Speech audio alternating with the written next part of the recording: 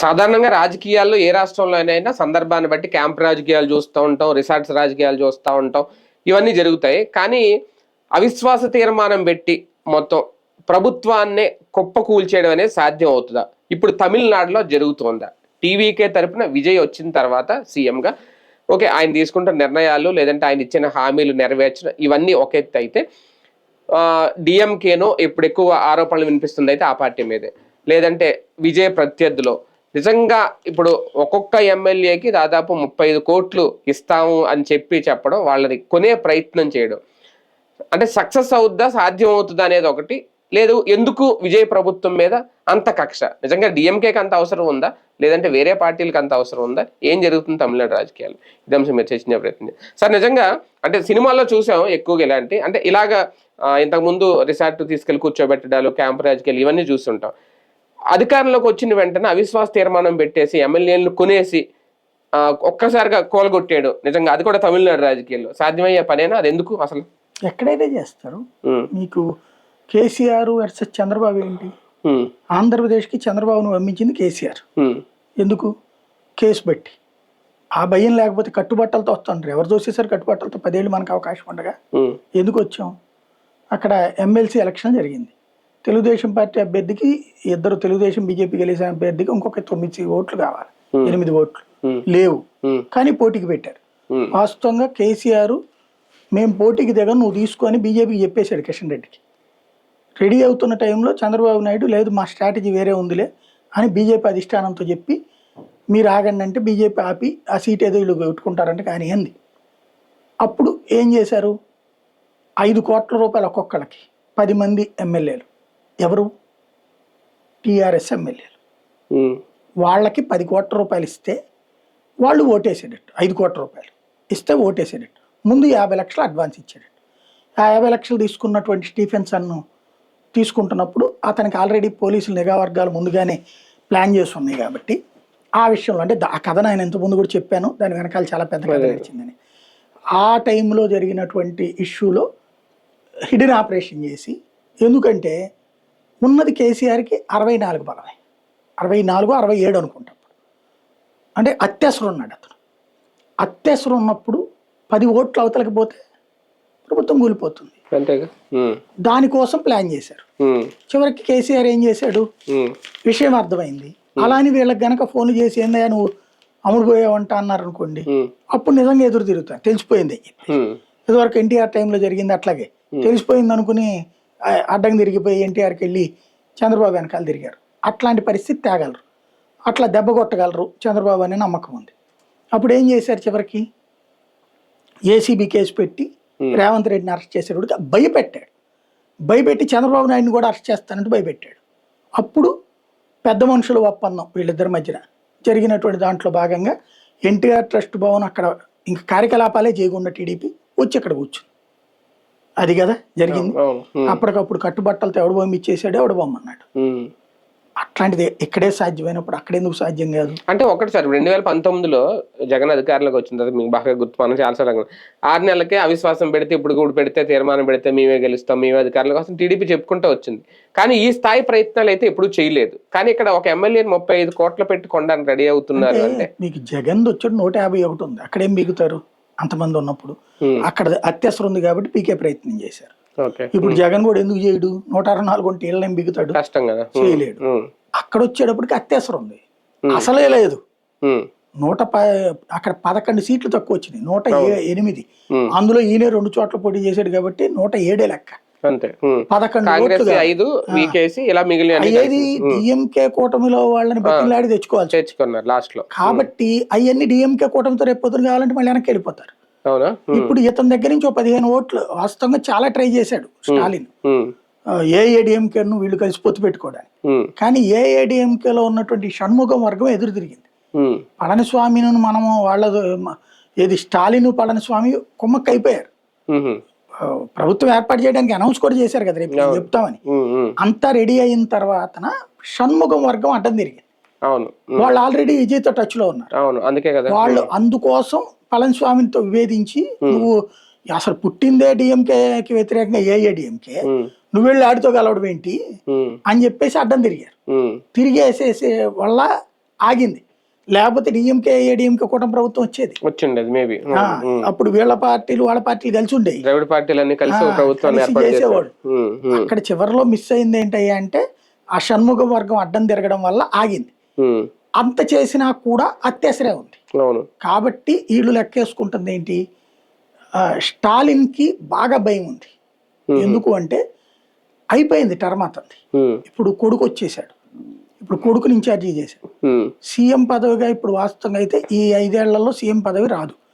ఇప్పుడు తీసుకుంటే బోనస్, ఈ 5 ఏళ్ల తర్వాత అయితే అతనికి సీఎం కాలేడు. ఇక తన కొడుకు ఒప్పుకోడు, అవసరమైతే ఆ కొడుకేసేస్తాడు. కాబట్టి ముందు జాగ్రత్తగా ఇప్పుడైతే అవకాశం వస్తే రాయేద్దాం, పోయేదేముంది. ఒక రకంగా విజయ్కి రాజకీయాలు కొత్త, ఇప్పుడు కొత్తగా సీఎం, రాజకీయాలే కొత్త. ఒక రకంగా ఇంత ముందే ఏమి ఆయన ప్రతిపక్షంలో లేడు, జగన్మోహన్ రెడ్డిలో లేడు. వీళ్ళిద్దరూ వద్దండులు ఒక రకంగా, ఇటు వీళ్ళిద్దరూ కలిసినా విడిగా ఉన్నా సరే వద్దండు. తట్టుకోవడం నిలబడడం సాధ్యం అవుతుందా? అసలు ఇక్కడ అదృష్టం ఏంటంటే అతని సెలబ్రిటీ ఇమేజ్, అవును, అందువలన ఆగింది. ప్రభుత్వం కాపాడబడింది. ఇప్పుడు షణ్ముఖ వర్గం ఎందుకు వచ్చేసింది యువతలకి, జయలలిత లాంటి స్ట్రేచర్ మళ్ళీ ఇతనికి ఉంది జయలలిత తర్వాత. ఇప్పుడున్న వాళ్ళల్లో రజనీకాంత్ ఉంటది, ఇతనికి ఉంటది. రజనీకాంత్ ధైర్యం చేయలేదు, ఇతను చేశాడు కాబట్టి ఇతని దగ్గరకు వచ్చేసాడు. ఇంకోటి కమల్ హాసన్ పోటీ చేశాడు, ధైర్యం చేశాడు, జనం పోటీ చేసి ఓడిపోయాడు కదా, తనకు కూడా డిపాజిట్లు కాబట్టి ఇక ఓడిపోయాక ఇక నాకెందుకులే అనుకుని అతను పక్కే తప్పుకున్నాడు. అంతకు ముందు విజయకాంత్ది వల్లగా విజయ్ ఇట్లా సక్సెస్ అవుతాడని అనుకోలేదు. అనుకున్న గెలిచిన తర్వాత ఇప్పుడు అతనికి ఏమైపోయిందంటే ఈ జయలలిత కల్ట్ అనేది పోతుంది. ఇప్పుడు ఏఐఏడీఎంకే మొక్క చెక్కలైపోతుంది. 20 మంది అటు వెళ్ళారా, ఇంకొక ఎంత తెగించున్నారంటే వాళ్ళు, ఎంత ధైర్యం ఉందంటే రాజీనామాలు చేస్తున్నారు వాళ్ళు. రాజీనామాలు చేసి గెలవడం అనే ధైర్యం కర్ణాటకలో బీజేపీ చేసింది, మధ్యప్రదేశ్ లో బీజేపీ చేసింది. ఆ బీజేపీ ఎక్కడన్నా ప్రభుత్వాన్ని పడగొడితే అక్కడ ఎలక్షన్ లో పోటీ చేపితే మహారాష్ట్రలో కూడా చేసింది. అట్లాగే చేసినే గెలిచారు కదా ప్రభుత్వం మళ్ళీ. అది మోరల్. ప్రభుత్వాన్ని కూల్చిన తర్వాత వాళ్ళ చేత రాజీనామా చేయించేయడం, అట్లా కాకుండా చీల్చేసేసి నేను చేశాను అనేది ఏడాది పొడుగున ఏది 5 ఏళ్ల పాటు వాళ్ళని కాపాడుకుంటూ అసహ్యకరమైన పని అది. అలా చేయలేదు విజయ్, చేయాల్సిన అవసరం లేకుండా వాళ్లే రాజీనామాలు చేస్తున్నారు. అంటే విజయ్ మీద ఎంత ధైర్యం ఉంటే వాళ్ళు రాజీనామాలు చేస్తారు బేసిక్ గా.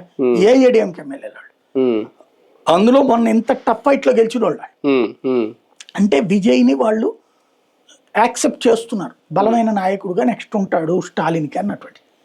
స్టాలిన్కి వచ్చేటప్పటికి ఏమైపోతుందంటే ఈ ట్రిప్ కాకపోతే నేను జీవితంలో ముఖ్యమంత్రిని కాలేను అని పడగొట్టాలనుకుంటున్నాడు. ఇప్పుడు ఇక అతని వల్ల కాదు. ఈ ఇన్సిడెంట్ జరిగిన తర్వాత చట్టపరంగా పెద్ద శిక్షలు పడతాయని నేను అనుకోను. అతనికి ఏమైందని ఓటు కోట్లు ఇప్పటికీ సాగుతూనే ఉంటది, ఊరకనే కాలక్షేపం తప్పించి ఏముండదు, అక్కడ ఏమీ అవ్వదు. కానీ కాకపోతే జరగబోయేది ఏంటంటే విజయ్ ఇప్పుడు నిన్నటిదాకా వీళ్ళందరినీ వచ్చారు వాడుకుంటున్నాడు అంతే. ఇప్పుడు దీనికి కూటమి పేరు పెట్టేసి ఇక జీవితంలో ఇక డిఎంకేకి లేదు ఛాయిస్. డిఎంకే వెళ్ళి రేపు బీజేపీతో పొత్తు పెట్టుకుంటే వర్కౌట్ అవుతుంది, లేదా కథం అయిపోయినట్టు దాని పని. ఎందుకంటే కాంగ్రెస్ వదిలేసినట్టే అంతే కదా, కాంగ్రెస్ తో వెళ్ళలేదు అంతే కదా. ఇంకోటి ఏంటంటే వీళ్ళని చూసేశారు, 69 సంవత్సరాల నుంచి భరించారు డిఎంకే ప్రజలు. ఇంకెంతకాలం భరిస్తారు ఈ కుటుంబాలు, ఈ వ్యవహారము. విజయ్ కొత్తగా కనబడుతున్నాడు, అట్లాంటప్పుడు ఎందుకు ఉంటాడు? స్టాలిన్ కుంటే ఉండొచ్చు భయం, ఓకే మీరు అన్నట్టు నెక్స్ట్ కొడుకు అవసరం. కానీ డిఎంకే పార్టీలు రెండూ భయపడుతున్నాయి విజయ్ని చూసి, అతి తక్కువ టైంలో. అది కూడా ఎందుకు అంటే గెలిచిన తర్వాత. అవును, గెలిచిన తర్వాత ఇప్పుడు ఒక ఏడాది కూడా అవ్వలేదు ఆయన అధికారంలోకి వచ్చి. ఈ లోపలనే ఈ ప్రయత్నాలు, అవిశ్వాసాలు ఇవన్నీ అదే అనేది తొలి రోజుల్లోనే సాధ్యం అవుతుంది, సెటిల్ అయ్యాక సాధ్యం అవుతుంది. ఇప్పుడు చంద్రబాబు గారు కేసీఆర్ రాగానే కొట్టాడు, తర్వాత ఎందుకు ట్రై చేయలే? పోనీ రెండోసారి ఎందుకు చేయలే? తెలుగుదేశం కానీ ఇంకెవరన్నా కూడా చేయలేదు కదా. తొలి రోజుల్లోనే సాధ్యం అవుతుంది, ఎందుకంటే అప్పటికి ఏదో గబక్కడికి గెలిచేసాడులే, ఇడేదో గాలికి గెలిచేసాడులే అనే ఫీలింగ్ ఉంటది కొంత. ఆ టైంలో లాగగలిగితే వర్కౌట్ అవుతుంది. అందుకు లేకపోతే 5 కోట్ల రూపాయలు తీసుకుని వాళ్ళు ఎందుకు ఓటేద్దాం అనుకున్నారు. సరే, ఇక్కడ ఇంకో విషయం కూడా నిజంగా ఇది అమ్ముడు పోతే, ఒకవేళ అమ్ముడు పోయిన ఎమ్మెల్యేకి అంత ఆదరణ ఉంటుందా రేపొద్దున ప్రజల్లో? గెలుస్తున్నారుగా. ఇప్పుడు మొన్న శివసేనని చీల్చాడండి షిండే, వాళ్ళలో 99% గెలిచారు. అంటే అమ్ముడు పోయిన అందరికీ అని కాదు, అక్కడ పార్టీని చీల్చుకొచ్చేసాడు ఆయన సెపరేట్ గా. ఇప్పుడు ఇది కూడా చీల్చడమేగా, ఇది కూడా చీల్చడమే కదా. 15 మంది చీల్చి రాజీనామా చేస్తారు వాళ్ళు. ఇక్కడ స్టాలిన్ కి ఓవర్ కాన్ఫిడెన్స్ ఉంది, ఇంకోటి డబ్బు ఉంది, బాగా సంపాదించాడు కదా, కాబట్టి అది ఉంది.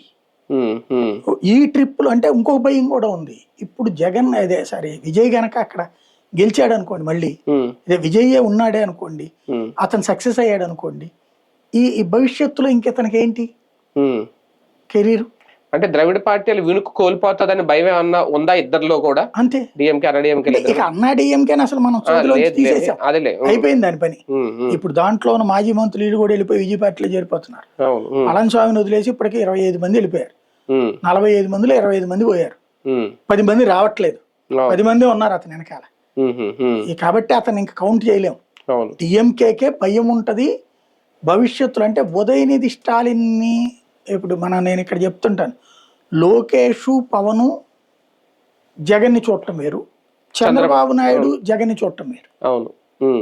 అక్కడ విజయ్ ఉదయనిధి స్టాలిన్ చూడటం వేరు, స్టాలిన్ విజయ్ని చూడటం వేరు. స్టాలిన్ విజయ్ని చూసిన దాంట్లో విజయ్కే కల్పించినప్పుడు ఉదయనిధి స్టాలిన్ చూస్తే విజయ్ కనబడతాడు. ఇతను చిన్న హీరో ఉదయనిధి స్టాలిన్, యాక్టర్లుగా కూడా ఇద్దరు హీరోలే కదా. ఉదయనిధి స్టాలిన్ నానిచ్చిన డబ్బులతో అయిన హీరో, విజయ్ జనంలో నుంచి వచ్చిన హీరో, తేడా ఉంది కదా. అది సమస్య. నిజంగా విజయ్ సీఎం ఏం కాదు, దర్జాగా 5 ఏళ్ళు కాదు, ఈవెన్ అతని జాతకం ప్రకారం కూడా వెల్ సెటిల్డ్ పొలిటీషియన్ అవుతాడు. కానీ కష్టాల్లో నెట్టుకెళ్లాలా ప్రభుత్వాన్ని ప్రయత్నాలు. ఇప్పుడు అసలు ఏ ప్రాబ్లం లేదు, 20 మంది అదనంగా వచ్చి ఉన్నారు. ఇప్పుడు ఐయుఎంఎల్ఏలు అందరు కలిసేసి ఉన్నారు, ఈ డిఎంకే వైపు వెళ్ళమంటున్నారు వాళ్ళు, కమ్యూనిస్టులతో సహా ఇటు చేరిపోయారు. ఇప్పుడు ప్రస్తుతానికి డిఎంకే కూటమిలో ఉండి విజయ్కి మద్దతు ఇస్తున్నాడు. విచిత్రం ఏంటంటే నిజంగా డిఎంకే ప్రయత్నం చేసిందా, డిఎంకే కూడా ఇతని మీద రివర్స్ లో గవర్నర్ కంప్లైంట్ చేసిందంట కదా. డ్రామాలు వాస్తవంగా. సెంధిల్ అనేవాడు పెద్ద దొంగ, వాడిని ఇంత ముందు అరెస్ట్ కూడా చేశారు. ఏది బీజేపీ గవర్నమెంట్ అరెస్ట్ చేయించింది. అరెస్ట్ చేస్తే అది చాలా గొప్పోడు అని చెప్పారు. సెంధిల్ అనేటటువంటి వాడు ఏఐఏడిఎంకే మంత్రిగానే 100 కోట్లు సంపాదించాడని వాడి మీద కేసు వస్తేనే ఏఐఏడిఎంకే నుంచి ఆడు వచ్చి అప్పుడు వీడి మీద పోరాడిందే స్టాలిన్. తర్వాత ఆయన తీసుకొచ్చి ఈయన మంత్రివర్గంలో చేర్చుకున్నాడు. చేర్చుకున్నాక మళ్ళీ పాత కేసులు తిరగదోడి ఈడీ తీసుకెళ్లి అరెస్ట్ చేసింది. చేస్తే అతను జైలుకి వెళ్తే, జైలుకి వెళ్ళినప్పుడు రాజీనామా చేస్తే జైలు నుంచి బెయిల్ మీద బయటికి రాగానే మంత్రి పదవి ఇచ్చేసాడు ఇతను. ఎవడు అట్టివ్వడు. ఇస్తే సుప్రీంకోర్టు తిట్టింది, అరే బెయిల్ మీద ఇచ్చిన వాడికి నువ్వు మంత్రి పదవి అట్టేస్తావు, కేసాను మేము కొట్టేసావా, వాడు నిరపరాధి నేనని చెప్పేస్తున్నాడు అనమాట. సుప్రీంకోర్టు తీసే ఇచ్చింది ఆయన్ని గవర్నర్ తో చెప్పి. అంతగా సెంధిల్ రాజు అక్కడ బలమైనటువంటి వాడు, అంటే అంత ఫైనాన్షియల్ గా ఉన్నాడు. అప్పుడు ఏదో నోట్ల లారీ వెళ్ళింది కదా, నోట్ల రద్దు టైంలో కంటైనర్ ఒకటి దొరికింది, గుర్తుందా మనది, చెన్నైది అన్నారే, వాడిదే అది.